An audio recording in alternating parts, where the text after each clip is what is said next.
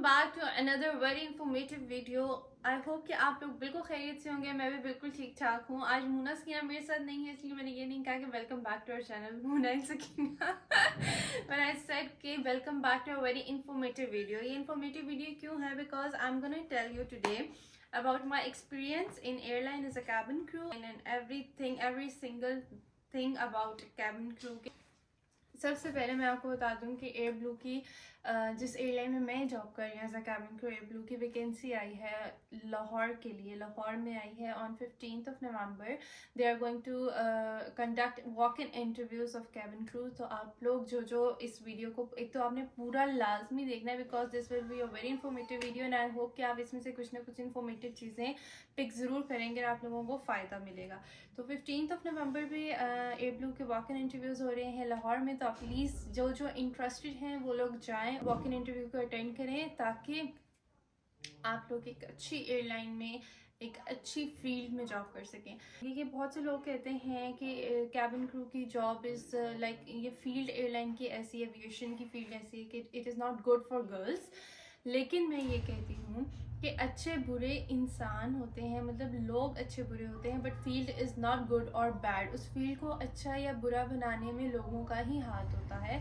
तो अगर आप खुद अच्छे हैं, जहाँ तक मैं अपना एक्सपीरियंस आप लोगों के साथ शेयर करूँ तो almost 5 years in professional life, ठीक है, and I was like only 17 जब मैंने अपनी प्रोफेशनल लाइफ स्टार्ट की थी, ठीक है। तो जब से मेरी प्रोफेशनल लाइफ स्टार्ट हुई है और जब मैंने जहाँ जॉब किया, जितने लोगों से मैं मिली हूँ, मतलब पूरे इस पीरियड में मुझे ये पता चला है कि जैसे आप खुद हैं, आपके लिए लोग वैसे हैं, ठीक है। आपके लिए काम सिर्फ काम ही है, तो लोगों के लिए भी जो आपके इर्द गिर्द हैं उनके लिए भी काम है। आपको काम ना समझे और आप फजूल की एक्टिविटीज़ बीच में डालेंगे तो फिर लोग भी आपको वैसे ही ट्रीट करेंगे, ठीक है। तो जैसे आप होते हैं वैसे ही आपकी काम करने वाली जगह आप खुद अपने लिए बनाते हो। आपका कंफर्ट जोन आप खुद सेलेक्ट करते हो कि ठीक है, दिस इज़ अ लिमिट, इससे आगे ना मैंने जाना है, ना इससे आगे मैंने किसी को आने देना, ठीक है। तो ये जो आपका कॉन्सेप्ट है स्पेशली लोगों के दिमाग में कि What was that? सुबह से हमारे घर में ना पैरानॉर्मल एक्टिविटीज हो रही है। ओके तो ये जो कॉन्सेप्ट आप लोगों ने अपने माइंड में बनाया हुआ है that this field is not good for girls, this field is not good for girls, so ऐसा कुछ भी नहीं है। और मैं अपना एक्सपीरियंस अगर शेयर करूं तो मुझे ये लगता है कि गर्ल्स के लिए कैबिन क्रू, एयरलाइन में कैबिन क्रू की जो जॉब है दैट फील्ड इज़ परफेक्ट, ठीक है। मतलब मुझे लगता है कि बेस्ट जॉब है ये फीमेल्स के लिए स्पेशली, बिकॉज आप लोगों को इसमें बहुत कुछ सीखने को मिलता है और इस फील्ड में आप लोगों को दूसरे कंट्रीज़ को एक्सप्लोर करने का मौका मिलता है। आप जाते हैं, विज़िट करते हैं, आपको डिफरेंट कंट्रीज़, डिफरेंट सिटीज़ में लेओवर्स मिलते हैं, हैंडसम पैकेज होता है, सैलरी पैकेज होता है आपके पास, और भी बहुत सारे बेनिफिट्स हैं इस फील्ड के जो कि मैं आहिस्ता आहिस्ता आपको बताऊँगी। तो लेट्स स्टार्ट। मेरी फैमिली में भी यही हुआ था जो मैं आपके साथ शेयर करना चाह रही हूँ कि स्टार्टिंग में ये होता था बाहर आइसक्रीम वाला आ गया फिर आइसक्रीम खा लेते। मुझे बहुत शौक था कैबिन क्रू का, बिकॉज मेरी हाइट अच्छी थी और मुझे शौक था कि मैं इस फील्ड में जाऊँ and I want to be a cabin crew. But मेरे घर वाले नहीं मानते थे, मेरे अम्मा अब्बा जो है इस तरफ नहीं ध्यान देते थे और वो भी ऐसा ही कहते थे कि know that field is not good, that field is not good. But मुझे ये था कि नहीं, मैंने करना है। फिर मेरे मामू आए और एक दिन उन्होंने, मतलब वो कहते थे बट उन्होंने आके, वो जब हमारे घर है प्रॉपर, उन्होंने कहा कि नहीं, इसको अप्लाई करने दें एयरलाइन में, इंटरनेशनल एयरलाइन में करे, पाकिस्तानी एयरलाइन में करे, बट एयरलाइन में एज ए कैबिन क्रू इसको जॉब करवाएं, वो फील्ड अच्छी है। आप यूँ ना सोचें, लाइक मेरे मामू ने ना मेरे अम्मा और अब्बा के दिमाग में ये चीज़ डाली कि नहीं, ऐसा कुछ भी नहीं है। जब मैंने कैबिन क्रू का सोचा और मेरे मामू ने आके मेरे अम्मा अब्बा को फोर्स किया और उन्होंने मुझे भी कहा कि आप देखती रहो, वैकेंसीज आती हैं, आप अप्लाई करो। यार मुझे तो पहले ही था और ये बातें सुन के मुझे और ज़्यादा, अब तो मैंने जाना ही जाना है, ठीक है। तो मैंने सबसे पहले एयरसेल के walk in interviews, Aircel is an Pakistani airline, ठीक है, लेकिन ये इंटरनेशनली भी फ्लाई स्टार्ट हो गई है, पहले नहीं थी बट अब हो गई है। तो मैंने एयरसेल में सबसे पहले इनके वॉक इन इंटरव्यूज़ आए थे and I checked on Google कि कौन सी एयरलाइन की वैकेंसीज आई हुई एंड ऑल दैट। तो मुझे पता चला एयरसेल के वॉक इन इंटरव्यूज़ हैं, देन आई वेंट देयर। जब मैं उधर गई तो बहुत ज़्यादा डरी हुई थी। आप जितने भी अच्छे प्रोफेशनल लाइफ में हो, आप जो मर्जी जॉब कर रहे हो, बट एक डर, एक वो नर्वसनेस, एक एक्साइटमेंट रहती है आपके अंदर कि जब जो भी आप काम करने जा रही हो, जो भी इंटरव्यू देने जा रही हो उससे पहले, ठीक है। तो आई वॉज लाइक पता नहीं क्या होगा, मैं सिलेक्ट होंगी या नहीं होंगी यार, ये सब कुछ चीज़ें माइंड में आ रही होती है। खैर उन्होंने जो जो चीज़ें हमें बताई हुई थी कि आपने ये लेकर आनी है, तो मैंने वो सारी चीज़ें पकड़ी and I get ready. Business attire, specially जब भी आपने कैबिन क्रू के इंटरव्यू के लिए जाना है, आपने बिजनेस अटायर में ही जाना होता है, ठीक है।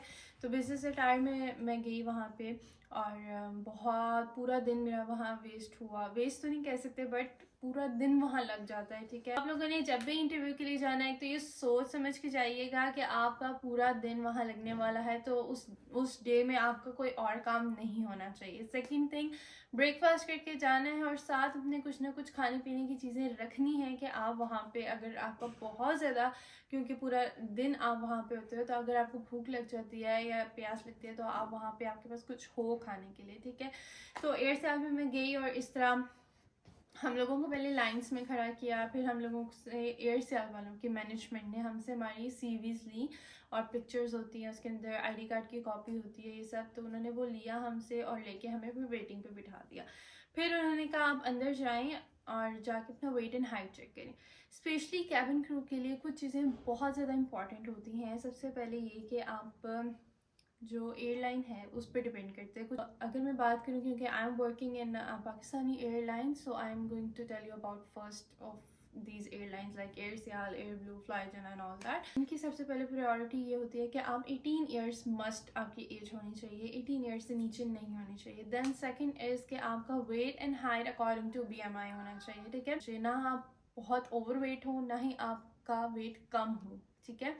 तो ये चीज़ें बहुत मैटर करती हैं, इसी के बेस पे आपको आगे इंटरव्यू के लिए भेजा जाता है। अगर आप इधर ही आपका वेट ज़्यादा है या कम है तो इधर से ही आपको रिजेक्ट कर दिया जाता है और आपको कहा जाता है कि या तो वेट गेन कर कर आए या वेट लूज़ कर कर आए। इसी तरह मेरे साथ हुआ। मुझे एयर सेल ने जब मेरी CV ली, देन मुझे उन्होंने अंदर भेजा और मेरे हाइट एंड वेट चेक किया, तो आई वॉज परफेक्टली फाइन। मेरा height and weight according to BMI था। तो उन्होंने फिर मुझे CV पकड़ा के कहा ठीक है and now you can enter the interview room. अंदर जब मैं एयर सेल के इंटरव्यू रूम में गई तो वहाँ पे फ्रंट पे 3 लोग बैठे हुए थे जो कि मुझे जज करने वाले थे, ठीक है। तो वो 3 आगे बैठे हुए थे and I entered the room और उन्होंने मुझे कहा प्लीज़ सिट डाउन।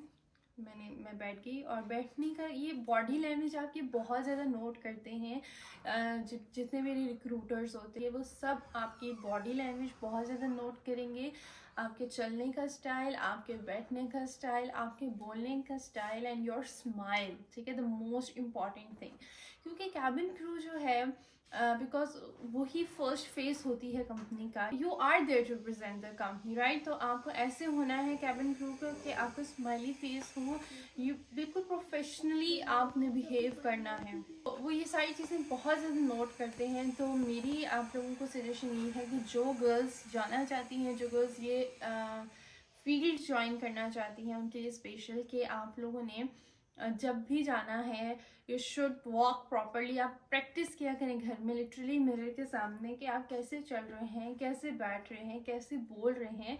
तो ये चीज़ें बहुत नोट होती हैं, ठीक है। तो इसी तरह उन्होंने मुझे कहा प्लीज़ सिट डाउन और मैं वहाँ पे बैठ गई और देन फिर उन्होंने मुझसे नाम पूछा। उन्होंने कहा tell me about yourself, क्योंकि इस तरह के क्वेश्चंस होते हैं जो वो इंटरव्यू में पूछते हैं, ठीक है।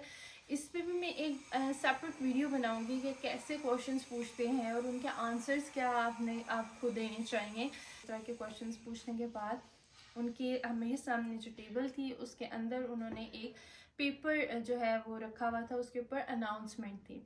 अनाउंसमेंट कौन सी होती है? जो कैबिन क्रू अक्सर एयरप्लेन्स में आप टेक ऑफ के टाइम पे या डिसेंट के टाइम पे अनाउंसमेंट्स होती हैं कि अब आपका डिसेंट स्टार्ट होने लगा है या टेक ऑफ होने लगा है। इस तरह की डिफरेंट अनाउंसमेंट्स होती हैं जो कैबिन क्रू को करनी पड़ती हैं।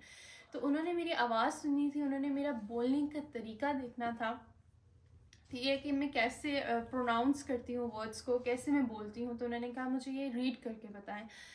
तो मैंने वो रीड कर लिया पूरा and then they said okay fine. उन्होंने कहा कि मुझे मतलब उन्होंने पेपर दे दिया, कहते here is an English test, आप जाके करें और उसके बाद हम देखते हैं। मतलब इंटरव्यू में मैं पास हो गई थी, उन्होंने मुझे इंग्लिश का टेस्ट दिया था। अब मैं एक और बात बता दूँ यहाँ पे कि हर एयरलाइन चाहे वो पाकिस्तानी एयरलाइन हो या इंटरनेशनल एयरलाइन लाइक कतार, एमिरेट्स, रियाद, सऊदिया, फ्लाइनास, एनी एयरलाइन, जिस एयरलाइन में भी आप जाएंगे आपका इंग्लिश टेस्ट होगा, रिटन टेस्ट, ठीक है। अब वो डिफरेंट कंट्रीज़ डिफरेंट एयरलाइंस के अकॉर्डिंग उनकी प्रायोरिटीज़ के मुताबिक होता है। लाइक अगर पाकिस्तानी एयरलाइन की हम बात करें तो इनके थोड़े से डिफरेंट इंग्लिश टेस्ट होते हैं। अगर मैं कतार या एमिरेट्स की बात करूँगी तो उनके थोड़े डिफरेंट होते हैं, लेकिन होते इंग्लिश और बेसिक इंग्लिश पे ही होते हैं। आपको इंग्लिश आनी चाहिए, you should be fluent in English, ठीक है। आपको इंग्लिश प्रॉपर बोलनी आनी चाहिए, आपको इंग्लिश प्रॉपर लिखनी आनी चाहिए, आपको समझ में आनी चाहिए, ठीक है। Because English is the language जो आप कहीं भी चले जाएं, जिस मर्जी कंट्री में चले जाएं, उनकी सेकंड लैंग्वेज जो होती है ना वो इंग्लिश होती है, ठीक है। English is the most important language you should learn if you didn't, and if you do not know how to speak, how to write, then you should know about that, because without English you can't enter the aviation field. खैर English test मैंने कर लिया और then मैंने English test उनको जब करके दे दिया, देन दे सेड कि ठीक है हम आपको ईमेल करेंगे या हम आपको कॉल कर देंगे। I said okay. Second week start हुआ, एयरसेल में मेरी फ्रेंड बन गई थी इंटरव्यू के। जब इंटरव्यू हम देने गए थे, हम साथ इंटरव्यू दे रहे थे, तो उसने मुझे भेजा कि एयर ब्लू में वॉक इन इंटरव्यू से, ठीक है। एंड आई वाज लाइक यार मैंने नहीं जाना, लेकिन उसने कहा नहीं यार जाते हैं देखते हैं। उसने मुझे काफ़ी फोर्स किया, and I was like okay तो हम जाएंगे। तो इसी तरह सुबह 9 o'clock हम लोग वहाँ पे पहुँचे। वहाँ बड़ा सा हॉल था, अब मैं तफसील से बात बताऊँगी बिकॉज एयर ब्लू की मैं बता रही हूँ। बड़ा हॉल था, उनका भी इंटरव्यू जो है पीसी होटल में हुआ था, और हम लोग बैठ गए। और हम लोग हालांकि हम लोग आए भी 9 बजे के करीब थे, बट हमें लास्ट पे सीट मिली थी। बहुत ज़्यादा कैंडिडेट थे, बहुत ज़्यादा। अब हम ये सोच रहे थे इतनी, अभी हम लोग पीछे बैठे हुए हैं और फ्रंट से एक एक दो दो तीन तीन करके कैंडिडेट्स अंदर जा रही हैं, तो इतना टाइम लग जाएगा। वहाँ पे जो रिक्रूटर्स थे, उनकी मैनेजमेंट टीम थी, वो आगे पीछे गर्ल्स को देख रही थी, ठीक है। तो एक लड़की मेरे पास आई, उनकी मैनेजमेंट में थी, वो आगे से मुझे कहा आप आगे आ जाए, ठीक है। तो आई वॉज लाइक सीरियसली अभी आगे, हम लास्ट रो पे बैठे हुए थे, मैं और मेरी फ्रेंड, और उसको भी उठाया बाद में, ठीक है। हम दोनों को उन्होंने कहा आप आ जाए, हम दोनों को उन्होंने अंदर भेज दिया। लाइक आपकी लुक्स, यहाँ पे आप देखें, आपकी लुक्स बहुत ज़्यादा मैटर करती हैं। अगर आप इंटरव्यू के लिए जा रहे हैं तो आपको प्रॉपर जिस तरह की वो फील्ड है जिसके लिए आप इंटरव्यू देने चाह रहे हैं उसके लिए प्रॉपर रेडी होके जाना है। तो हम लोग अंदर गए तो वहाँ पे ऑलमोस्ट छोटे छोटे कैबिन बने हुए थे, 6 थे आई गेस, यस।